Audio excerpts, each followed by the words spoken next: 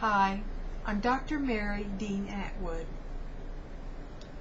I would like to talk to you today about the year 2012. As many of you know, the Maya calendar ends, at least what was recorded on their stone tablets ends. We don't know that they thought that was the end of the world, although it was a good deal beyond the height of their civilization, or shall I say the end of it, which was around 1500. They did use astrology to a great deal, but the Maya were very complicated people. They had 3 calendars, not one like we do. Their 3 calendars converged together at the 2012 period time, which is one of the reasons they saw it as the ending of a cycle. It would be fun. I don't see 2012 as being the end of the world. I see it as a time of change, probably for the better, and also a time to work toward, on an individual basis, working on yourself. What could you accomplish, achieve, work toward? This is 2009. Believe it or not, we're getting the last half of 2009. So at least we will by the 21st of June, or were. So what can we accomplish ourselves? We have a little over 3 years, because it's December 2012, but it's the end of the Mayan calendar, very close to Christmas, interestingly enough. So what can we do in the 3-year period for self-improvement? Because remember, whatever we do as an individual affects the collective. One person touches another person. A word said may touch a number of people. Today in our communication world, what is sent out, millions and millions of messages, affect a lot of people.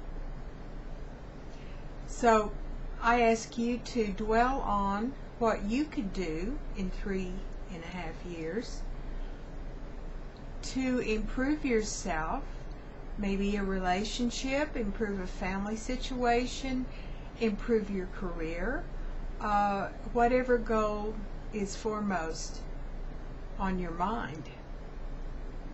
I was reading an article in Arcana Workshop newsletter Thoughtline. It comes out of Manhattan Beach, and their meeting location is Culver City, California. He was talking about how the solar wave cycle, and when he talks about solar waves, I assume he's talking about the sunbursts that are sent out from the sun. And he's saying that we are now at the bottom of that cycle, and there are 3 cycles that the sun tends to go through, 3, 9, and 27 years, of where they're building up and up toward a lot more action. So that, interestingly enough, in 2012, this 3, 9, and 27 year solar wave cycle also culminates. So it's interesting that when you start seeing information of one type fitting in with another type, then we can see it as a trend. So again, going back to 2012, what are your goals?